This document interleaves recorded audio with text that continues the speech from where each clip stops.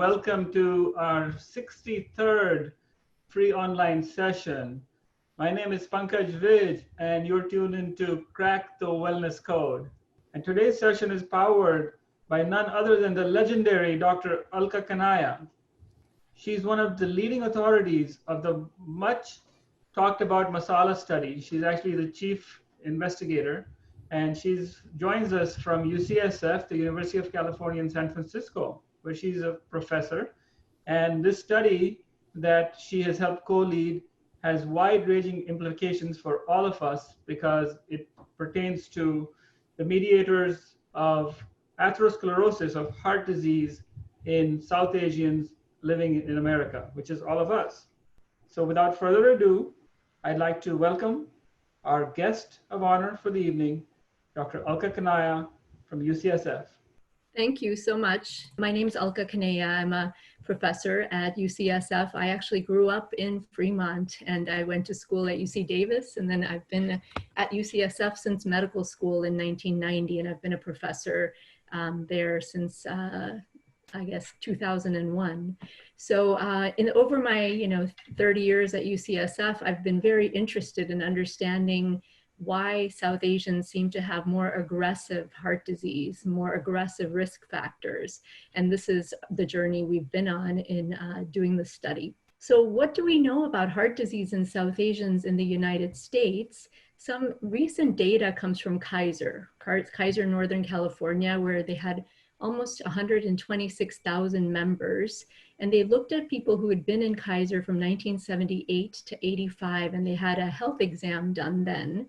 And they looked not only at South Asians, but they looked at 7 different race ethnic groups. So whites, African Americans, Latinos, Chinese, and other Asian ethnic groups. And they looked to see who was hospitalized for any kind of heart attack or heart problem over 17 years of follow-up. And they were able to adjust for traditional risk factors that are associated with heart disease. And what they found here in the red box, if you look at this, that just being South Asian was associated with a 2.4-fold, so 200% increased risk of having a heart attack. And that was compared to whites. And this is even after adjusting for all of these differences that may exist between different race ethnic groups, like different ages, difference in smoking patterns, or body mass index. So South Asians are at high risk.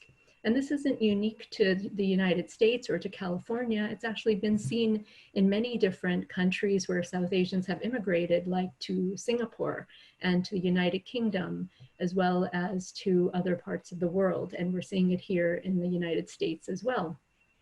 We've also looked at years of life lost. This was a nice study that came out last year that looked at men and women of different race ethnic groups. And in light blue, the first bars here show that South Asian men and South Asian women have the most years of life lost due to heart disease. 12 years in men and 8 years in women. So, and this is compared to lots of other groups. And in brown here is the years of life lost in whites, very few due to heart disease. So this is kind of a pervasive phenomenon. And the question really for us was why and how can we prevent this? So that's the crux of why we started this study. So here are the aims of the Masala study. We aim to establish a prospective community-based cohort of South Asians in the United States. By that, I mean is we wanted to study a large group of South Asians over time, not just once. Many studies have just done one single cross-sectional study, but really to understand what happens to people as they age, what's the natural history of the aging process, and what risk factors from 20 years before can cause you to develop heart attacks or strokes in the future. That's the whole crux of this study. So we wanted to look at traditional risk factors, sociocultural risk factors, behavioral risk factors, and novel risk factors to see what was associated with hardening of the arteries, which is this big term, subclinical atherosclerosis, and also what was associated with development of heart disease. So we wanted to compare the prevalence of these risk factors to 4 different ethnic groups in the United States. And so we set up our study to be a sister study of the MESA study, and I'll show you exactly what that is in the next slide. And our real ultimate goal is to figure out what factors are accounting for the development of heart disease or cardiovascular disease in South Asians.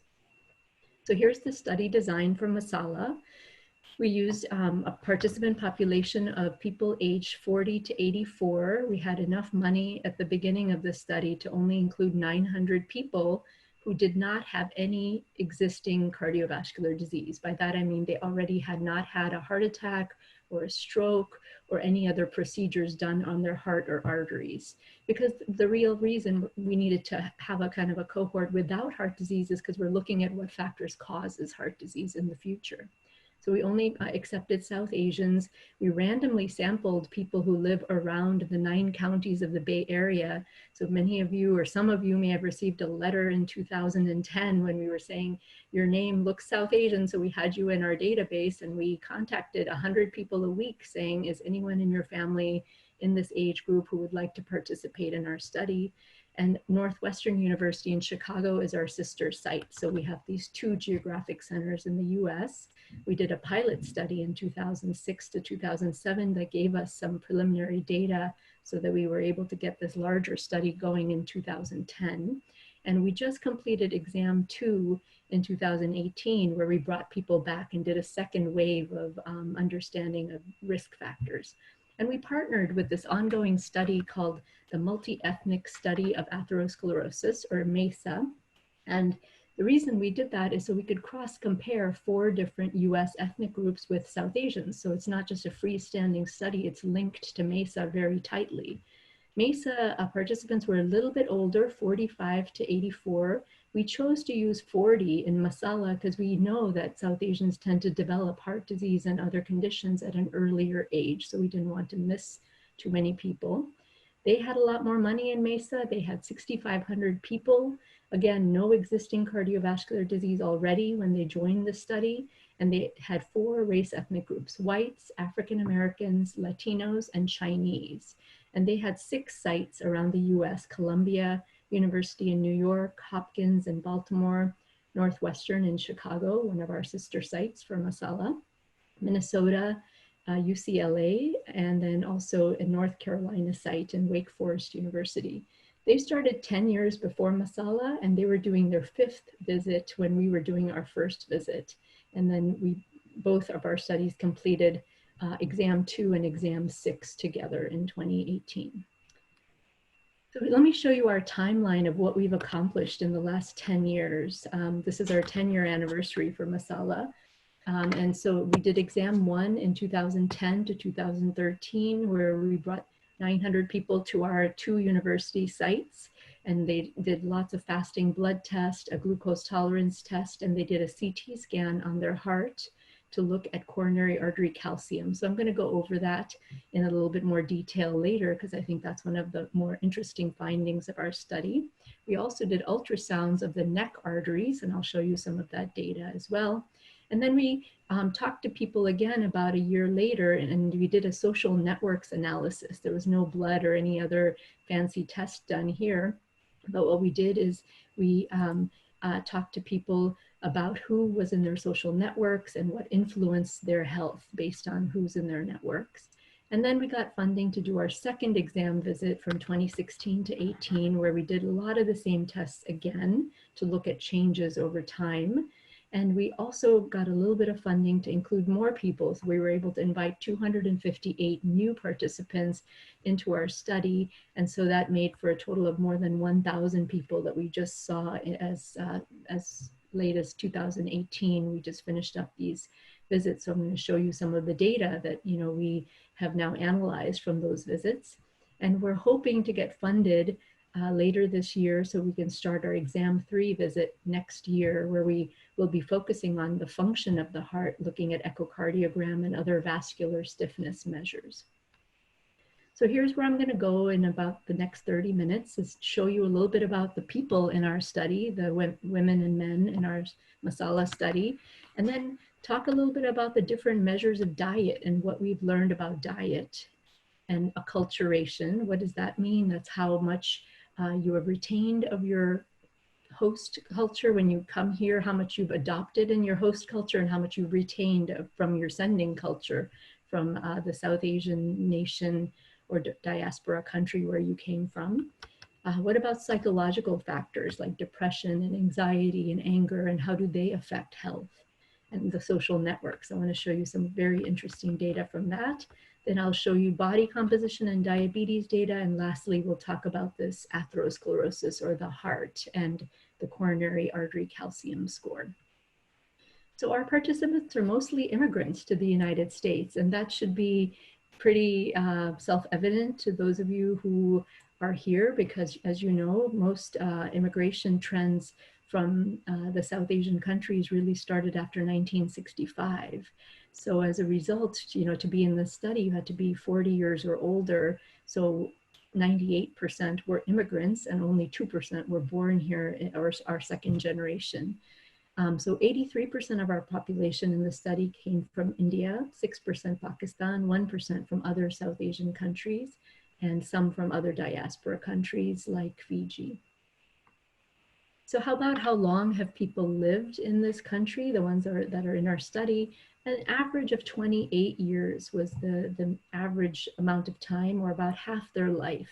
And this is important to know because we have people who are more recent immigrants, as well as people who've been here 40, 50 years, or more than 80% of their life. So we have a nice distribution of how long people have lived here.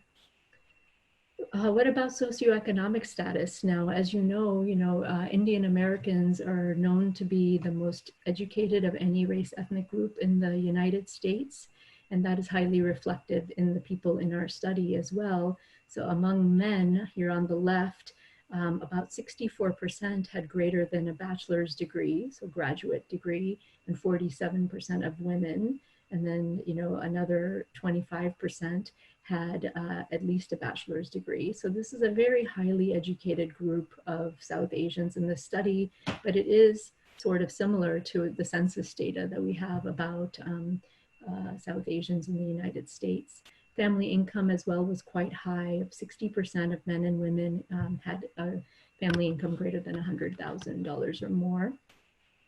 How about lifestyle behavioral factors? So in the next series of slides, I'm going to show South Asians in the first column compared to the 4 race ethnic groups in the MESA study. So this is our sister study, the whites, African Americans, Latinos, and Chinese Americans. And you can see here that in terms of smoking, South Asians and Chinese Americans were less likely to smoke than the other 3 ethnic groups here. In terms of alcohol, they were also very modest drinkers. So only about 33% of our South Asians had 1 drink or more per week, and 21% of Chinese, so lower than the other 3 groups here in the middle. But in terms of exercise, the South Asians were actually the worst of them all. And this is, a highly educated as well as affluent group, but exercise was pretty low, even lower than other groups, all of the other groups in MESA. So that gives us some pause here, is like, what is going on? People need to become more aware. They need to start to, think about these as lifestyle risk factors. So what about food? Now, we spent a lot of time and energy really trying to measure food as well as possible. It's hard to do because there's a lot of recall, because it's hard enough to remember what you ate today or yesterday. But we asked people a questionnaire that was 14 pages long, 163 items, to ask, how much of this food do you eat, and what's the portion size you normally eat, and then how many times a week or a month or a year do you eat this food? So how much of this can be biased because people don't remember accurately? It's true, there are biases, but this is kind of the state of nutrition epidemiology currently, is asking these kinds of questions. So based on these 165 food questions that we asked, we've done many different types of analyses, and I'm just going to show you 2 types. One is looking at dietary patterns, and one is looking at healthy and unhealthy plant-based diet. So what type of diet do participants eat? So in general, people eat a certain type of diet most of the time. Some days they may deviate and it's like a special occasion date where they eat something a little bit different than usual, but most of the days of the week, people do kind of um, uh, eat some sort of similar diet. And what we found were there three major dietary patterns in our Masala study participants. And about a third of the group were eating mostly an animal protein or Western diet, here depicted on the left with more meat. A third were eating fried snacks, sweets, and high-fat dairy. So that's kind of depicted here in the middle. You can see a lot of fried snacks and sweets that are typical of South Asian diets. And then a third were eating mostly fruits, vegetables, nuts, and legumes, kind of this healthy, more prudent diet. So a third, a third, a third. This doesn't mean that every single day of the year they were eating just this diet. If I think of myself, I think I probably eat this way half the days, and then maybe one day or 2 days a week I'll eat some more of the fried snacks, and maybe one day I'll have some animal protein. So people vary, but we took into account how much they were eating over the year. And we found that people eating in the animal protein Western diet or this fried snack sweets and high fat dairy diet, which was mostly vegetarian, that they had higher weight and bigger waist circumferences, and also higher blood pressure and lower HDL cholesterol, which is the protective, more healthy form of cholesterol. And that was compared to the people here who seem to do better on all these risk factors. So these dietary patterns are quite interesting because people may say that they're vegetarian, but turns out that eating a vegetarian diet that's mostly comprised of fried snacks and sweets is pretty unhealthy. Eating a vegetarian diet that's fruits, vegetables, nuts, and legumes is definitely more healthy, right? So this is something to just be aware of, making sure that people are adopting the healthier types of diets. So what about digging deeper into plant-based diet? There's so much, out there in the lay media now about eating plant-based foods, but there are healthy and unhealthy types of plant-based diets. So what we did is we categorized all of those 165 food items into healthy plant-based and unhealthy or less healthy. So whole grains versus refined grains, fruits versus fruit juices, vegetables versus potatoes are in the less healthy. So as you can see, these are kind of categorized based on people who worked with us from Harvard School of Public Health on this analysis. And what we found is that in this bar graph, what we're showing you is that for people, we looked at how many people had fat in their liver. So fatty liver is something I'll go into in a little bit more detail later. But having fat in the liver is a precursor to developing diabetes, as well as can lead to heart disease. And people who were eating the healthy plant-based diet, shown in green, had lower odds of having a fatty liver than people who were eating an unhealthy plant-based protein type of diet, where this red dot crosses the 1, showing that it's not as healthy. And so we also looked at who developed diabetes based on what diet they were eating in 2010. And we followed them for 7 years to look at who developed diabetes. And what we found is people eating the green, the healthy plant-based diet, were less likely to develop diabetes than people eating the unhealthy plant-based diet. So this gives us a little bit of a more critical look at vegetarianism and eating plant-based diets, because there definitely are ways to eat healthier. I'm moving to acculturation here just to show you that we we asked different questions to really understand this concept of acculturation.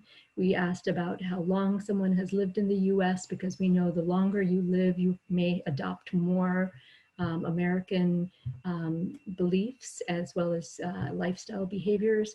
We asked about English language proficiency, what foods people ate at home or outside the home, the frequency of social, cultural, religious engagements, frequency of shopping at South Asian markets, and the race ethnicity of people's friends. And also we developed a scale called the traditional cultural belief scale to ask how much people would want certain cultural beliefs to be transmitted to future generations here in the United States. And we looked at all of these items together to look at whether there was any influence of acculturation on hardening of the arteries. So on the right here, I'm showing you a picture of the carotid wall thickness. So that's the big artery here in the neck. And what we're measuring is the thickness of the wall from this pink line to this blue line. And this is the near wall that's right below the skin, and this is the far wall on the other side of the artery, and this black area is actually the artery, the inside of the artery. And this is an ultrasound that we did, a painless, non-invasive test we did at the first visit. And what we looked at was this traditional cultural belief scale and whether there was an association with how people believed, how strong their cultural beliefs were and carotid artery thickness. And what we found was that people who had moderate beliefs in retaining their cultural traditions from back home here in the United States, those people had the thinner arteries, whereas people with strong beliefs had much thicker artery walls. And this is after we adjusted for all other risk factors. So what does this mean? That people who may be a little bit more bicultural in adopting some traditions here in the United States, as well as retaining some traditions from the sending country or culture, those people who were bicultural seem to have less thickening of their artery, and a thicker artery wall is associated with higher risk of stroke. So having thinner arterial wall thickness here is beneficial. So when we look at these acculturation measures, the 10 different measures I showed you that we collected, we were able to categorize people into 3 buckets. One was to look at how South Asian people believe or how American their beliefs are. So you can see the people on the far left of this Venn diagram in the orange were very South Asian in their beliefs. And only about 23% of our whole study population really strongly retain their South Asian beliefs. And that's called a separation class because they haven't really adopted much of any US beliefs in their acculturation measures. People in the middle are in that bicultural range where they've adopted some American beliefs and lifestyle behaviors, whereas they've retained some from their sending country. And that's called the integration class. And about 54% of our study population were in this integration class. And then another quarter were in the assimilation class where they had adopted, they were more likely to have American beliefs and values rather than South Asian. So they were in the purple over here. So another quarter, so almost the same proportion were in the separation class as the assimilation class. So why am I bothering to tell you all of this? That's because we found some very interesting differences in how people acculturate.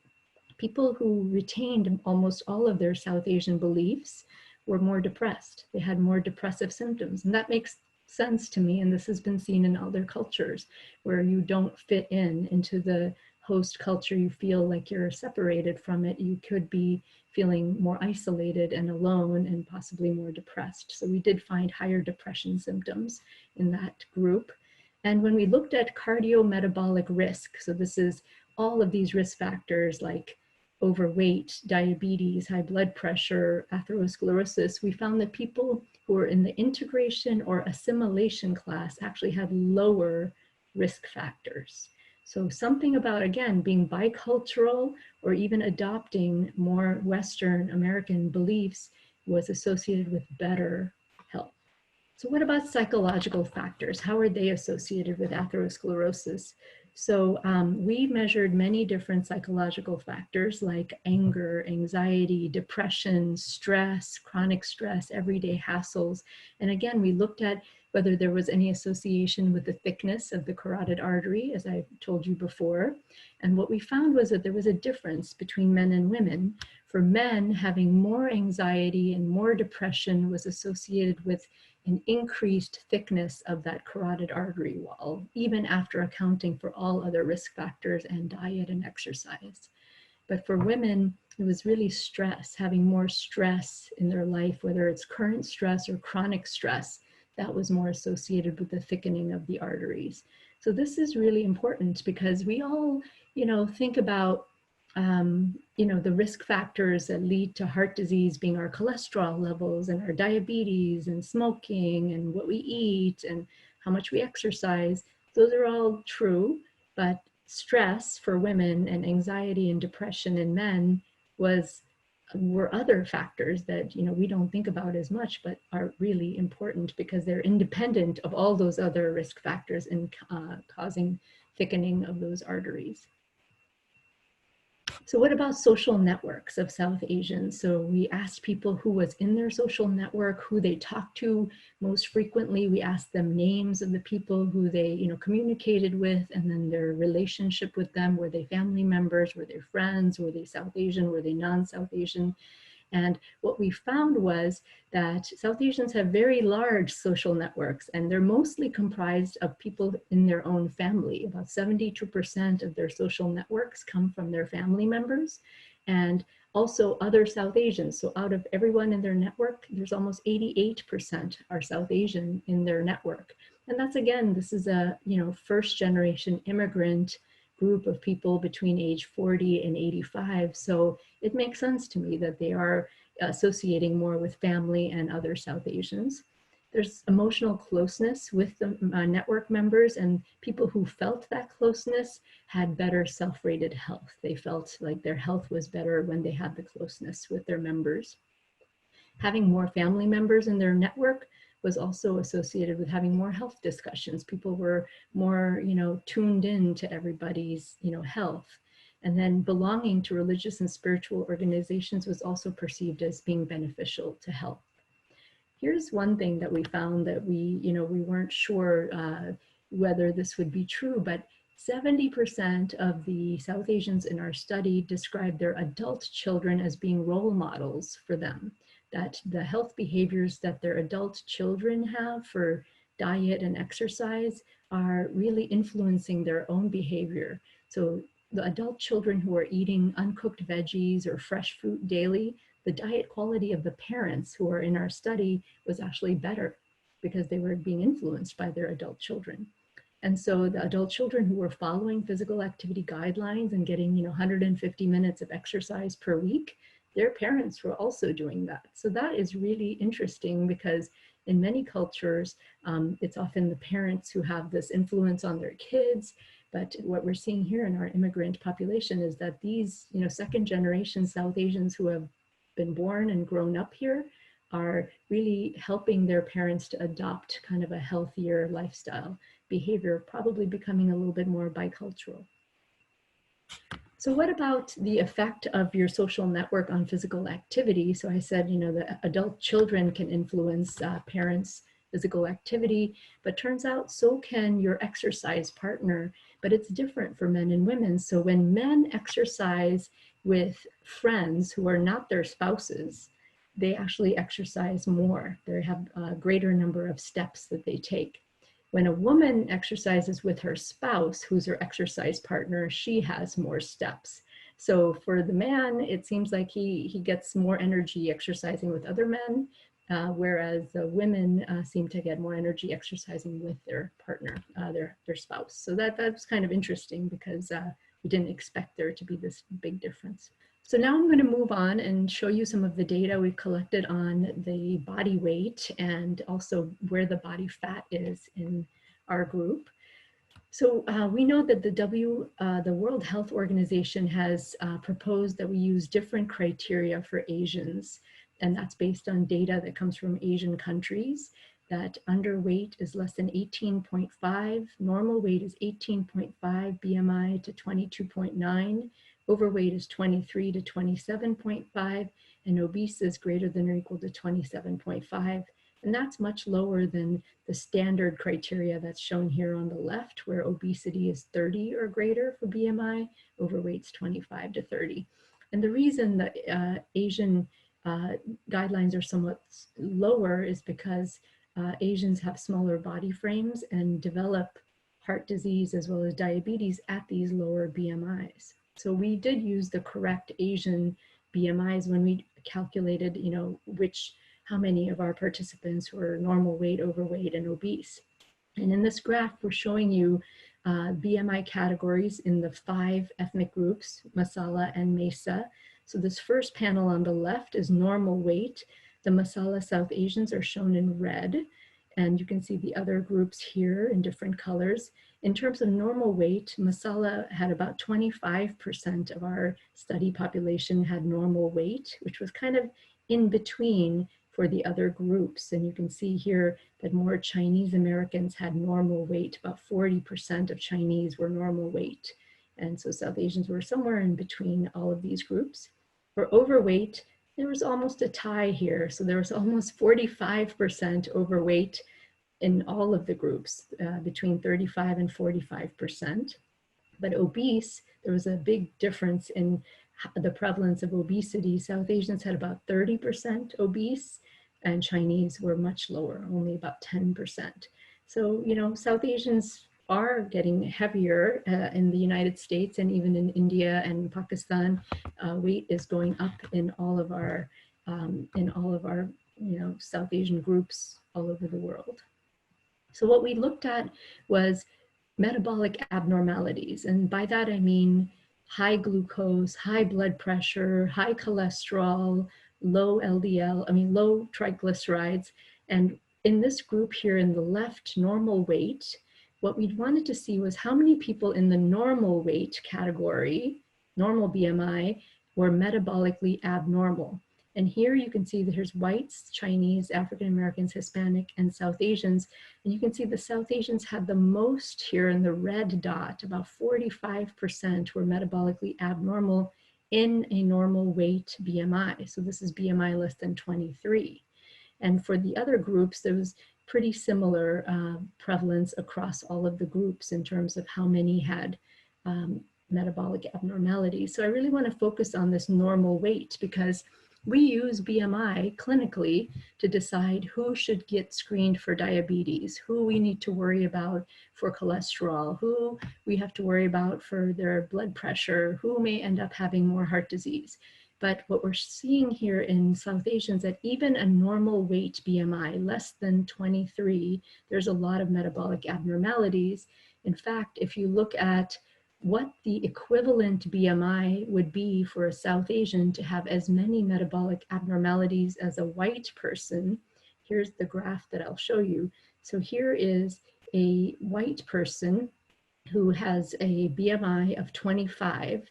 They have a 30% prevalence of metabolic abnormalities, but for a South Asian, that's at 19.6 BMI is where they have the same number of metabolic abnormalities. 19.6 could not be more normal for a BMI. So what this tells us is that regardless of what BMI someone is, even if it's very low, like 19.6, they will still have more metabolic abnormalities than any other race ethnic group. And this is a problem because we should not rely on the BMI in terms of what we do clinically. Just having a low normal BMI doesn't mean someone is protected. We've known that even at a normal BMI that South Asians have more fat in their body. So this is a European gentleman, Dr. Yudkin, and his friend and collaborator who's a South Asian man from Pune, Dr. Yajnik. They both have the same identical BMI, 22.3. But when you look at their body fat, when you do a DEXA scan to look at how much fat there is, this European gentleman has 9% body fat. The South Asian has 21% body fat. So almost two times more here. So this is something we really wanted to investigate. We wanted to look at hidden fat stores in the body of our participants, and we were able to measure fat in muscles, fat in the liver, fat around the visceral organs. So this is all of the intestines and other abdominal organs, fat around the heart. And we did this by using CT scans. So this is a cross section through the abdomen. And what we're seeing here is this is the pelvic bones in the back. This is the spinal vertebrae. These are muscles in the back. And what we're seeing under here in light green is fat under the skin, sorry. So that is the fat you can pinch under your skin right here. But the fat that's light blue is visceral fat. This is the fat around those intestines that you can see in dark blue. And that fat, and this fat, here's the liver. We could measure how much fat there is in the liver in our CT scans as well. And what we did is we looked at South Asians versus all the other groups, and South Asians store fat in all of the wrong places. So visceral fat was high among South Asians, higher than the other groups. Muscle fat, so fat in the muscle was higher in South Asians than the other groups. Fat in the liver was also higher in South Asians than the other group. This is an inverse variable, so low attenuation means high liver fat. And here total lean mass, so how much muscle South Asians has, was lower than the other groups. So there's more fat and less muscle. So everything is kind of a little bit aberrant and not healthy in terms of the body composition. So let's look at diabetes.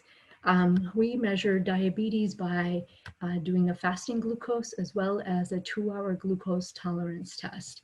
And we found that 26% of our population in the study had diabetes, 33 were pre-diabetic, and 42% were normal. And when we compare this to MESA, here's men separated from women. In the men, the first bar here is South Asians, in red is diabetes, pre-diabetes in orange, and green is normal. Almost 30% of men had diabetes, and that's way higher than the other 4 groups of men: whites, African Americans, Latinos, and Chinese. Women, 15% of Masala women had diabetes. That's half of what the men had.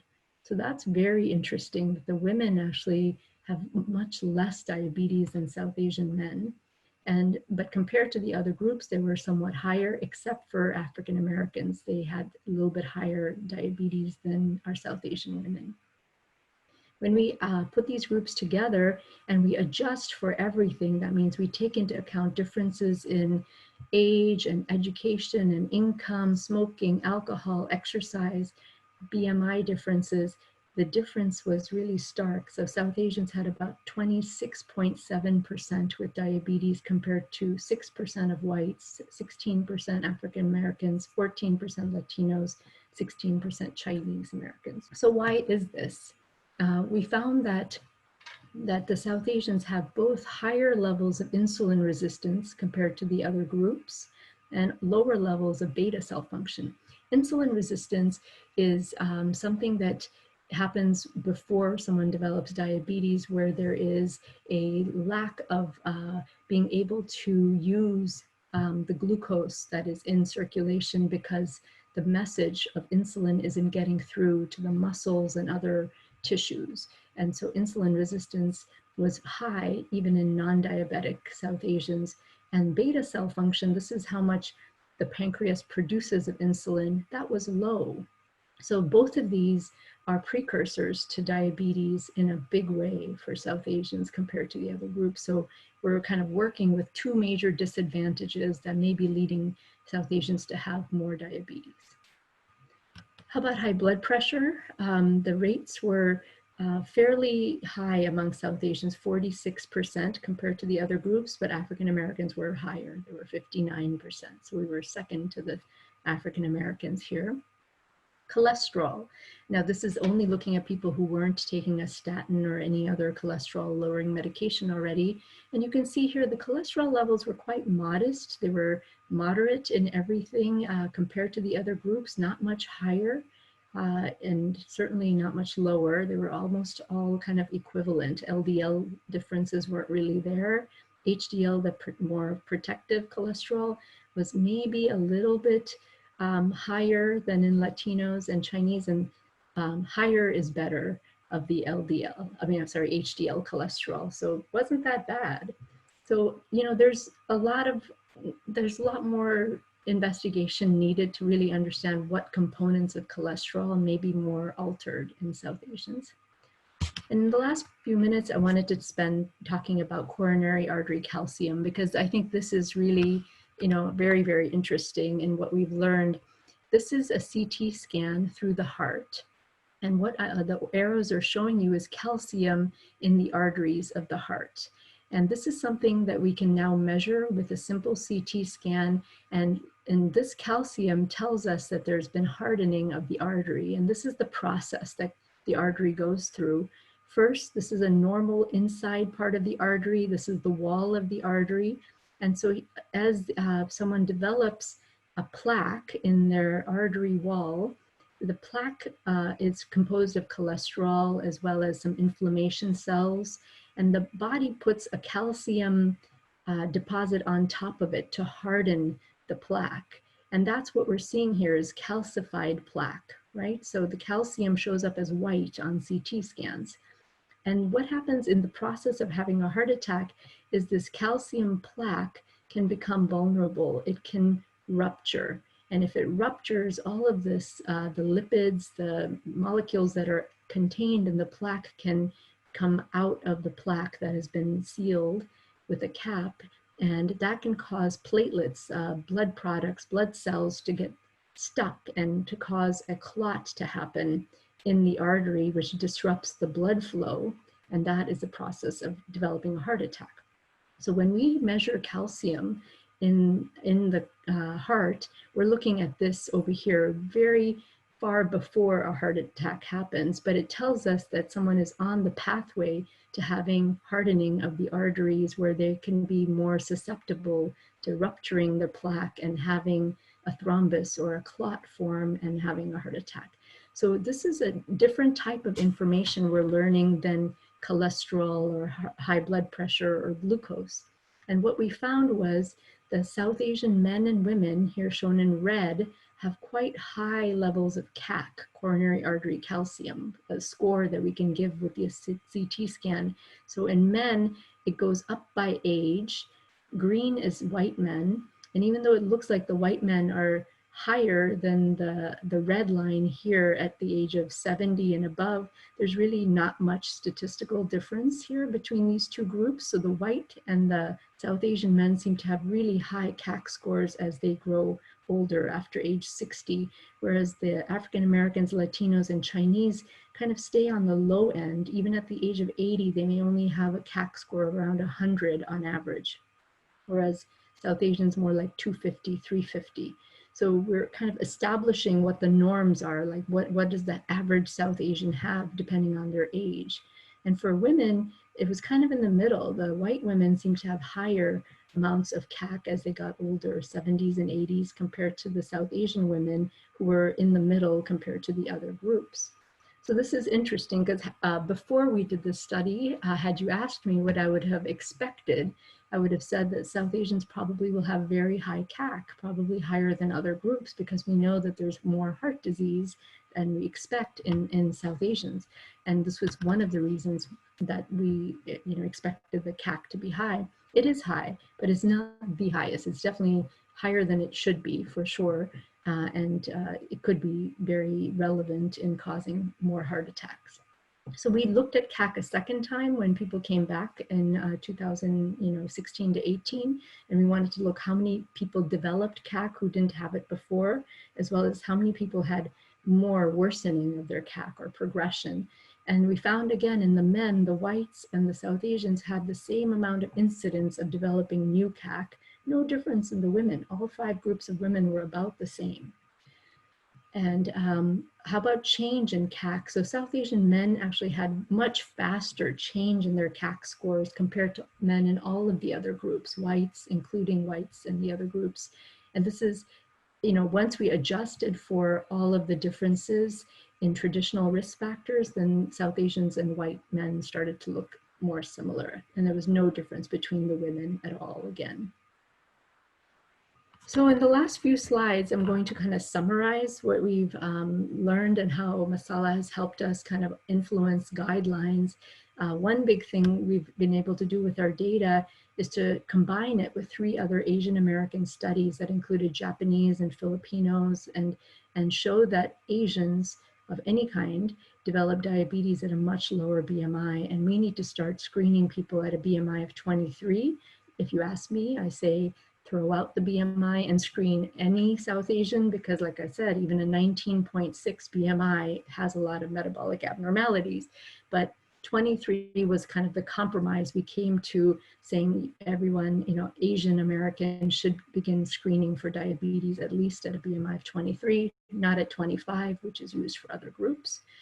And now South Asians are part of the cholesterol guidelines, that someone who has a South Asian ethnic background, ancestry, that is considered a risk enhancing factor. So if you are South Asian, there is enough evidence that you should be treated more aggressively with lipid lowering therapy like statins, and or consider having a CAC scan done to really see what how much atherosclerosis there is in the heart before starting a statin. So what are the key lessons learned? South Asians have a high prevalence of these cardiometabolic risk factors, and having an adverse body composition, as I showed you, with more fat in all the wrong places, may be partially the reason why. Get screened for your risk factors regardless of your BMI, because it can't be low enough to make you feel comfortable. There are several modifiable risk factors. And I think this is the big take home is, what can I do about this? How can I prevent having a heart attack or a stroke? And that's eating a prudent dietary pattern, fresh fruits and vegetables, healthy plant-based diet seems to be really the best in terms of prevention of diabetes. Exercising more regularly. South Asians are the lowest exercisers compared to the 4 groups in MESA. Having these kind of an integration strategy, which is more bicultural in the cultural beliefs, seems to be protective for some reason. So adopting healthier beliefs from the US, reducing anxiety and stress, as well as listening to your adult children, because they seem to be doing something right, and they are big influencers for South Asian older parents. CAC is a very interesting thing that I personally feel that if someone has some risk factors that may be normal, maybe 1 or 2 that may be high, but they're not sure if they should be on other preventive medications such as statins, that this CAC test, which we can talk more about, is now covered by most insurance companies, and we can learn a lot. If your CAC is high, you absolutely should be on a very good regimen, both diet, exercise, and lifestyle, but as well as consider being on the statin to prevent your risk of developing heart disease. So with that, I'll just show you where we're going. We're going broader and deeper in Masala. We're combining our data with other data sets that have South Asians. We're also doing omics, where we're looking at not only the genetics, but also proteins and metabolomics of the participants and the samples they've given us. And I'm going to show you our website. Please go look at it. We often update our website to show you blogs of what we are learning with our new studies that come out, as well as lots of health tips, as well as good links to other places where there's South Asian specific data available. So with that, I thank you, especially thank to the participants. We have 1,164 participants in the study. I hope some of them are on the call, and many of staff, investigators, and of course our funders for helping us accomplish what we have. Thank you so much, Alka. That was really enlightening. A little bit upsetting because there's some things that we cannot change, such as our ethnicity. So in summary, what I heard was that we tend to accumulate more visceral adipose tissue because we tend to store it in all the wrong places. We have less muscle mass, and also we smoke. Even though we don't smoke, we exercise less, and we may be vegetarians and think that we're really healthy, but in fact we're not eating the healthy type of a whole foods, plant-based diet of unprocessed grains and legumes and fresh fruits and vegetables as much as we should. And thank you for giving those take-home points at the end, because that was a little streak of optimism at the end of what sounded like an upsetting story. So again, we have on the screen there. And it was interesting about changing traditional cultural beliefs, because that's kind of a tricky one too, and it's hard to change whatever your beliefs may be. We have our experts from Crack the Wellness Code joining us. We have Dr. Sam Suri, who is a practicing cardiologist, and he sees on the front lines, he sees the effects of this. He practices in Fremont, which has a very large South Asian population, and I bet a lot of his patients are of South Asian descent. Ashish Mathur is here, who's the executive director of the South Asian Heart Center, where you and I serve together on the expert panel.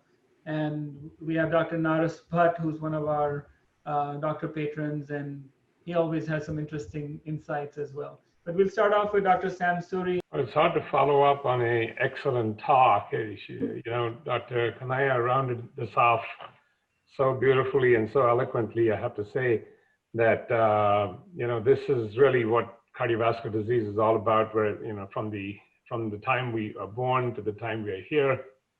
And I think it's really well done. It's a great, you know, longitudinal study, and we're really appreciative of what you've done and the great work.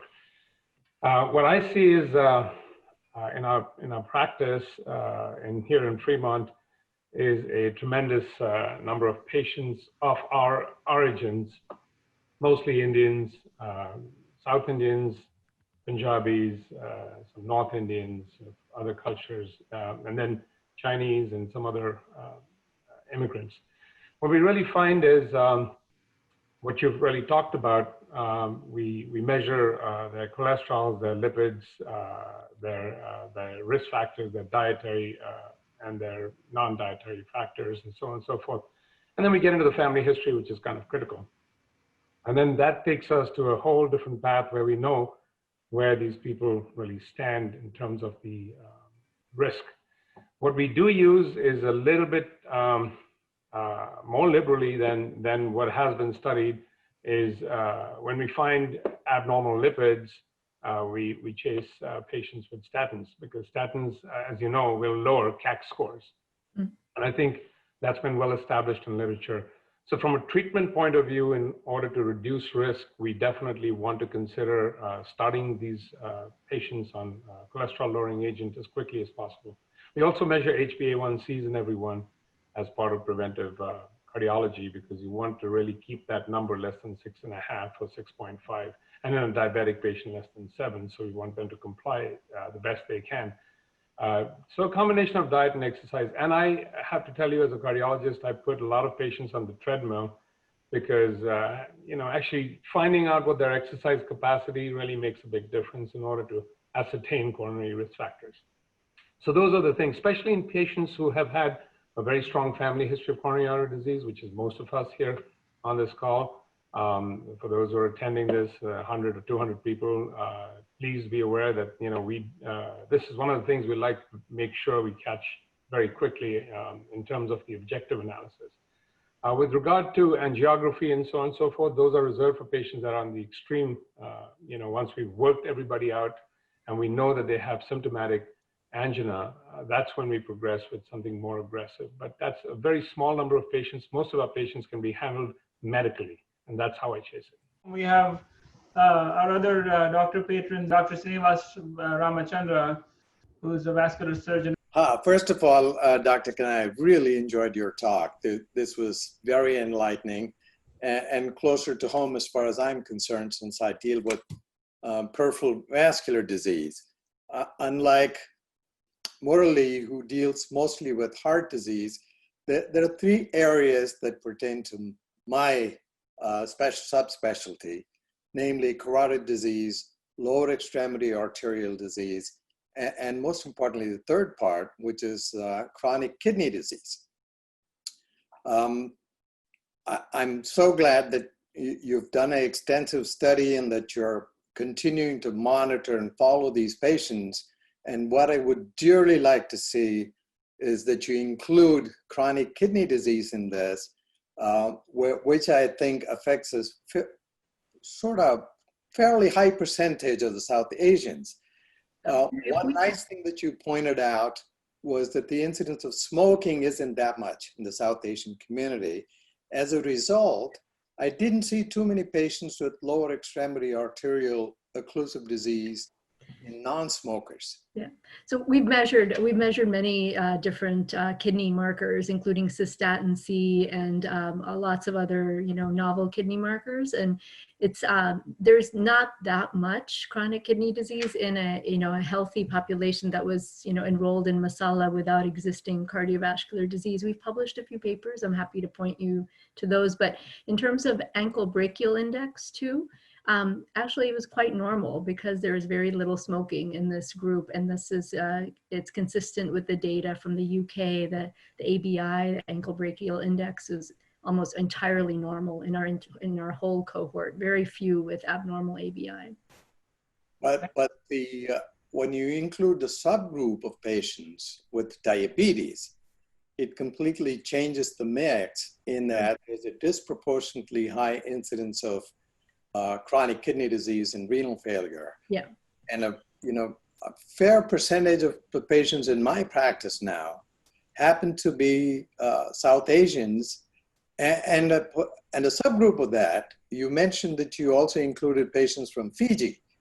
The Fiji Indians, for whatever reason, seem to have a much higher incidence of diabetes and chronic renal failure. And one question for you. In your group, did you actually look at the occupational factors, blue collar versus white collar? I mean, given the fact that, most of us are highly educated, et cetera, I would think the high percentage of Indians are white collar people. Yeah. And did that have something to do with it? That's a good question. We've asked occupational status in terms of retirement or working or employed or part-time. We haven't gone into much detail in terms of exact type of occupation, but we hope to be able to do that in more detail. What we'd like to do, actually, one of our pending grants is to add more Pakistanis and Bangladeshis to our study, because right now, as I said, 83% are Indian, and where we're seeing actually a differentiation in patterns of risk factors. There's very different levels of diabetes as well as cholesterol differences in Pakistanis and Bangladeshis. So we're trying to add 1,000 more Pakistanis, 1,000 more Bangladeshis to Masala with a different grant, just to be able to really look at South Asians as different nationalities rather than grouping them together, because we are losing a lot of this fine differentiation when we clump it all together. I see 2 or 3 questions related to CAC that I can maybe answer now and before we end. So a few people ask about how we can reduce CAC and can we go backwards in CAC. CAC is something that is very hard to show regression of. Most of the time, once you have the plaque established with the calcium, there's not a whole lot of going backwards.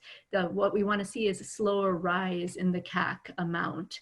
And that can be what you do with your lifestyle changes, with improving your diet, improving exercise, improving your stress reduction. Those things can matter. But in general, most people's CAC stays stable or gets worse over time. Even people on statins, you don't see regression of CAC. On a statin, you actually see increases of CAC. But what happens with CAC when you take a statin is that the CAC, the plaque becomes more stabilized and less likely to rupture. But the CAC score will not go down once you're on a statin. So I don't think you need to focus on the number and how high it is. It does help in telling you if it is higher than the norms that I showed you in Masala. If you use the norm tables that we have published, they're on our website, look at your age and your sex, and if you are higher than the average South Asian in our study, that means that you are potentially someone maybe at higher risk of developing heart disease, and you need to start doing these lifestyle changes. And it's not about bringing your CAC down, because it won't go down, but at least it won't rise as fast. We also have Ashish Mathur, who's just an amazing individual, and he's done some groundbreaking work in the community. He built from ground up this thing called the South Asian Heart Center, which has treated now thousands of patients, and he's helping us improve our quality of life and decrease risk. Please tell us more about your work, Ashish. Thank you, Dr. Vij. I'm so excited to kind of hear all of the speakers today and Dr. Kanaya in particular, because her work has been so inspirational, to us and will affect and impact so many people worldwide. We started the South Asian Heart Center 14 years ago. I must say that listening to the talk today, we have kind of inched perhaps closer, but we are nowhere close to knowing, what is it that makes us so vulnerable to this issue. We know these facts, but the one thing that is demonstrated, quite heavily, is that the thing that we can change is our lifestyle. And, of course, Sri Chawla talked about a few things that we can do about our lifestyle. So we have taken this approach that 79% of heart attacks can be prevented with lifestyles, and even the diabetes prevention program showed how lifestyle was way better than metformin in reducing incidence. So just to let you know, if you don't already, we recently got the CDC approval as a diabetes prevention program at the South Asian Heart Center, and we have now seen hundreds of individuals in their pre-diabetes. We're seeing some great success with that, both with individuals losing weight and reducing their hemoglobin A1C, and very much so that several individuals have left their medications now or reduced their medication dependence for controlling diabetes and becoming pre-diabetes free. So, we'll continue our work. I think that the biggest thing that we find is that individuals like Sri Chawla are self-motivated. They make themselves, and he mentioned self-discipline as a way to kind of get to this. But if you look at the majority of the population, self-discipline doesn't come easy. When you have lived your life with the gulab jamuns and the samosas and all of that in front of you, it is hard to have that self-discipline, and the best of us succumb. So our coaching program that actually helps individuals slowly understand it, and by slow I mean just things like sugar in the tea, which is so hard for people to give up. Over a period of a year, we've been able to successfully get that off the table. And that sometimes becomes the greatest source of sugar in their diets. So it's a slow and steady kind of approach, working very collaboratively with our coaches, that has helped. And over 9,000 people now have been through the program and benefited from it. So, and people like you who believe in the power of that lifestyle, Dr. Vij, Dr. Kanaya, Dr. Enos was the first to write in his book about how lifestyle can make a difference. So that's something that we have been trying to do, and very humbly, I must say that you have been all inspirations for us in our program. Thank you. Thank you to Dr. Sam Suri for spending your evening with us, Dr. Ramachandra, Dr. Muralidharan, Ashish Mathur, and all of the audience.